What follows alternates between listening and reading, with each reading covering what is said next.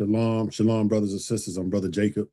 Hey, let me start out by saying that the devil is very busy right now, always trying to stop progress. But all praise to the Most High and his son, Yahushua, or most people know him as Jesus the Christ. But all praises that he lets the work continue to go forth, right? So we're going to keep pushing. I wanted to start out by saying that I hope that everybody is doing better, that encountered this winter storm. Fern is what it was called. Winter storm Fern. Never heard of a winter storm being named before, but I'm from Florida, so hey man, look, I know some people didn't make it. My condolences to those whose family members did not make it through the storm. But I pray for those who have made it that things are getting better for you, right? So we're going to continue on. Today's class is we're continuing on in our series, The Rules Before the Rules. We're in episode 4, and it's called episode 4 is the law of planning. So today we're going to talk about the law of planning, right? So brothers and sisters, make sure you're taking notes. We're reading out of the King James Version Bible and also the Apocrypha, right, which was once a part and still is part of the King James Version Bible that was removed. If you don't have a copy of the Apocrypha, you can get one on Amazon, relatively cheap. And so it would behoove you when you get a chance to get that, because some of the scriptures that we go over are going to be being pulled out of the Apocrypha. Once again, I'm Brother Jacob. We are the Burden Bearer Israelites. Burden Bearer Israelites, 12 tribes worldwide. Our YouTube handle is YouTube at Burden Bearer 144. YouTube at Burden Bearer 144. I'm doing this episode solo. Pray for my brother, dear beloved brother Yisrael. He's in the midst of travel right now, so pray for him to have a safe journey. And with that, we're gonna begin.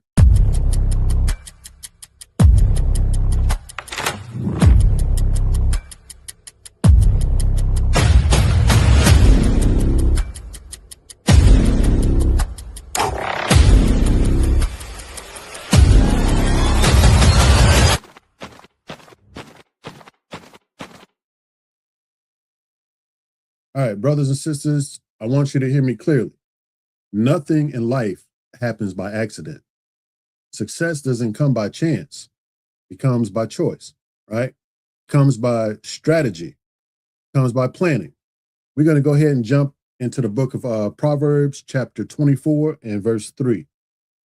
We're going to jump straight into the book of Proverbs, chapter 24 and verse 3. This is the book of Proverbs, chapter 24 and verse 3. Through wisdom is an house builded, and by understanding it is established. Verse 4. And by knowledge shall the chambers be filled with all precious and pleasant riches. Notice, building a house is not random. It takes a blueprint. It takes measurements. It takes order. That's the law of planning, brothers and sisters. If you fail to plan, you are planning to fail. Now, some of y'all probably heard that before, but it's true. If you fail to plan, you're planning to fail. Let me tell you something else. God is a planner. Creation itself was ordered step by step. Light before life, land before man, right? When you look at Genesis chapter 1, you'll see these things, right? Seasons before seed time. Our God is not just, our God of Israel is not the author of confusion, right? He's the God of divine order. Today, I want to teach you the law of planning, how to structure your life, your spiritual growth, your finances, right? Your family and your destiny in line with God's vision. So planning is a spiritual discipline, right? Let's go to the book of Luke, chapter 14. Book of Luke, chapter 14. And we're going to start. Sorry, I got these messages popping up. We're going to start at verse 28.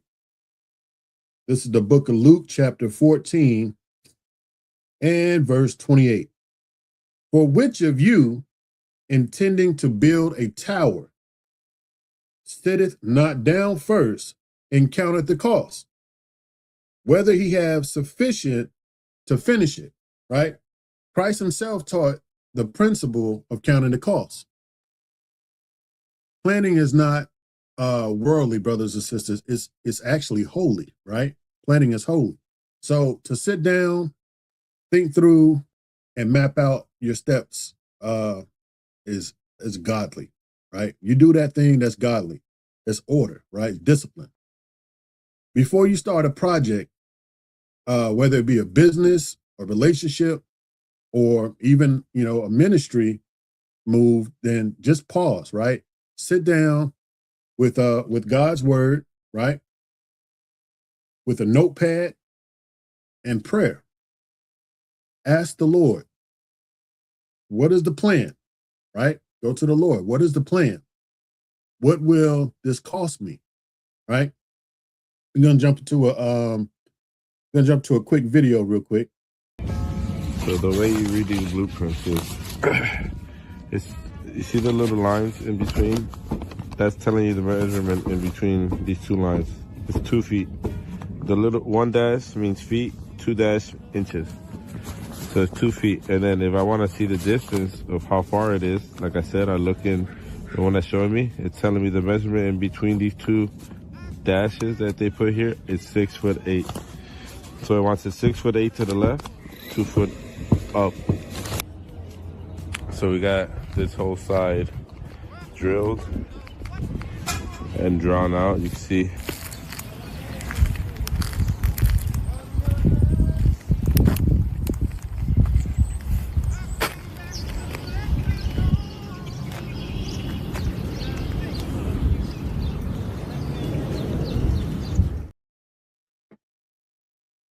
Yeah, brothers and sisters, listen. Chaos destroys destiny, but order builds it. Many lives right now are falling apart, not because God didn't bless them, but because they didn't plan how to manage the blessing. Think of Joseph in Egypt, our forefather Joseph. He planned 7 years of storage during the years of plenty, right? That plan preserved not just Egypt, but his own family line.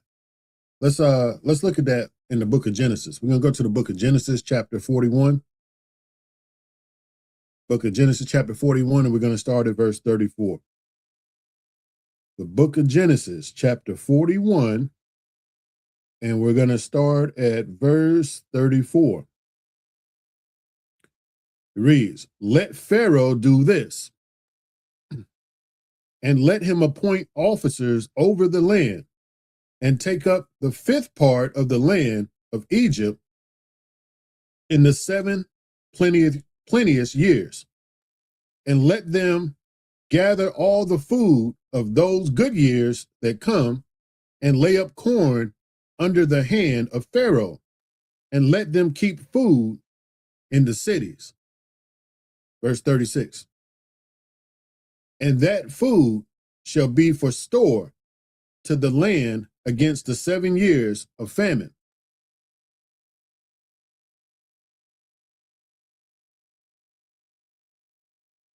Right. "Which shall be in the land of Egypt, that the land perish not through the famine." Sorry about that. I see got lost on that line of famine, right? So identify one area of your life that feels chaotic, whether it be your finances, your health, your time, right? And create a 7-day plan this week to bring order out of chaos, right? We're going to jump into our next video clip real quick. And bear with me because this one, I was having a little technical difficulties on it. Didn't want to let me download it properly, so looks a little This is weird. an automated grain silo system used in the Netherlands. It's equipped with an advanced mechanical transport system. Whenever a grain truck delivers freshly harvested crops, a screw conveyor at the bottom of the intake pit carries the grain to a vertical elevator. As the grain falls, it passes through a filter, where fans blow away dust and empty husks, leaving only full, clean grains. The grain then continues through pipes with rotating paddles, which transport it further and eventually deliver it to the top of the storage silo. The entire process is computer-controlled. When it's time to release the grain, 4 bottom valves open to let it out. As the silo nears empty, a spiral collector sweeps up the remaining grain at the bottom. Each silo can hold up to 2,000 tons of wheat, and the system can even transfer grain from one silo to another. Together, this forms a fully automated grain storage network. After filtering, the grain enters a... Right. So I couldn't find a video with representing Joseph and the 7 years of plenty. So this is what I had to substitute it with. But it still relays the point that I was trying to make. Listen, brothers and sisters, planning requires vision and faith. We're going to go to the book of Habakkuk, chapter 2 and verse 2. The book of Habakkuk, chapter 2 and verse 2. And the Lord answered me and said, write the vision and make it plain upon tables, that he may run that readeth it. You don't stumble into greatness. You write it. You see it. You pray it, right? You act on it. God told Habakkuk, write it down. Why did he do that? Because what is written becomes a roadmap or blueprint, right? Faith without works is dead. We know that by our forefather James, right? Tells us that. But works without a plan are wasted energy. Faith needs focus, brothers and sisters, and focus comes through planning. So write down your five-year spiritual, financial, and family vision, right? Write that down. Post it somewhere where you see it daily. Let's look at our third clip. Pavement markers mean things. Double yellow lines, do not cross. White dotted lines, pass with caution. A solid yellow line on your side of the road, do not cross. If it's dotted, pass with caution. 2 directional roads with a center turn lane, that's a shared space. Use caution. In the know, on the go. Learn more about road safety at spcregion.org. All right, so following marked lanes symbolizes vision and direction, right? That's what that whole video was about. Brothers and sisters, planning requires discipline and adjustment. We're gonna move forward to the book of Proverbs, chapter 21, and we're gonna read verse 5. The book of Proverbs, chapter 21, and we're going to read verse 5. The thoughts of the diligent tend only to plenteousness, but of every one that is hasty, only to want. Right? The difference between success and failure is diligence. A plan without discipline is just a dream, right? There's a lot of dreamers out there, and them dreams don't be coming true, right? Let me tell you something. The enemy of your soul wants you hasty. He wants you rushing and unprepared. But diligence, steady discipline brings steps, right? Discipline, steady diligence. Diligence. My mind is messed up a little bit right now. Diligence, right? Steady discipline steps brings abundance. Uh, planning is not just one and done. It's constant adjustment, right? Joseph didn't just plan and forget.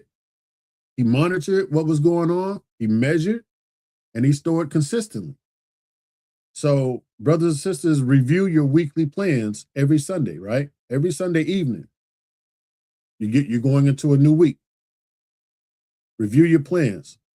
Adjust where you failed at last week, right? Reinforce what worked and prepare for the next week. We're gonna go ahead and go to one more short clip. 4. Too slow. Faster. Do one more. That was too slow. Come on. Pop. That was pretty good. 1, 2. Come on, get up. 3, 4. There. 5. All right. So planning, brothers and sisters, aligns you with God's will. We're gonna go to the book of Proverbs, chapter 16 and verse 3.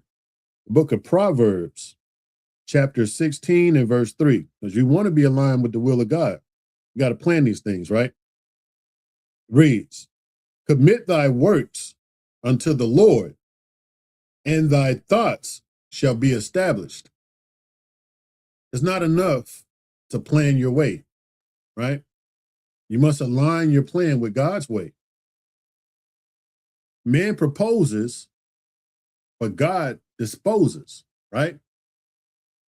You might think you're going to do one thing, you got plans to do this, but man, the Lord will tear your plans up if they're not aligned with his will, right? So the best plan is worthless, brothers and sisters. If it fights against the will of God, the best plans are worthless. We're going to go to the book of James, chapter 4, and we're going to read verse 15. Book of James, chapter 4, and we're going to read verse 15. It's the book of James, chapter 4, and verse 15. For that ye ought to say, if the Lord will, we shall live, and do this or do that. Now, this is one of my pet peeves, right? Because we can't even breathe if the Lord doesn't will it. So we ought to be saying this in everything that we do, because he has to give us the breath to do whatever it is that we're trying to do. So if the Lord will, if it be the Lord's will, we would do this or we would do that, right? Let's make it a practice to reverence the Lord, right? Because he deserves it. He created us, right? He created us. So take that very serious. That's something I take very, very serious. And I hope you will as well.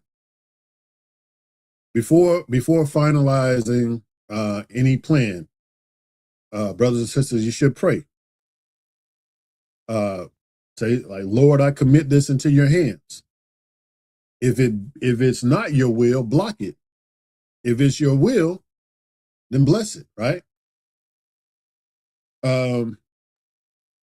So this is the 4th episode, the law of planning. We're getting ready to close out here. Like I said before, I pray that all of you who made it through this storm, this winter storm burn, I pray that that your life returns back to some normalcy pretty quick. I know it's still a lot of snow and ice and things of that nature out there, so be careful still in your travels, right? Praying for you all. But we're about to get ready to close out this episode, right? So the blueprint, I want to talk about the blueprint for destiny, right? Check this out, brothers and sisters. Life is not a game of chance. It's a journey of choice. Those who plan in God's wisdom prosper. Those who drift in confusion, they perish, right? So let's do a quick recap. I'm going to do a quick recap of the law of planning. Planning is a spiritual discipline, right? Planning brings order out of chaos. Planning requires a vision and faith. Planning requires discipline and adjustment, right? Everything is not going to always just be black and white and smooth. You're going to have to make adjustments, maybe even micro adjustments, right? Till you get things in order, right? Every Sunday night, like I said, every Sunday night evening, look at what happened the week prior, see what worked, and see what you need to adjust for the week going forward. Planning aligns you with God's will. Remember that you should always say, if it be the Lord's will, we're going to do this or we're going to do that. Let's jump to the book of Proverbs, chapter 16 and verse 9. The book of Proverbs, chapter 16 and verse 9 says, a man's heart deviseth his way, but the Lord directeth his steps. So plan, but plan with prayer. Prepare, but prepare with purpose, right?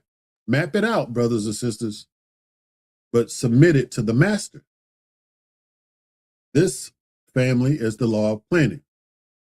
Like I said, peace and blessings to you all, to you and your household. Shalom. Hope you all having a blessed day. Shalom.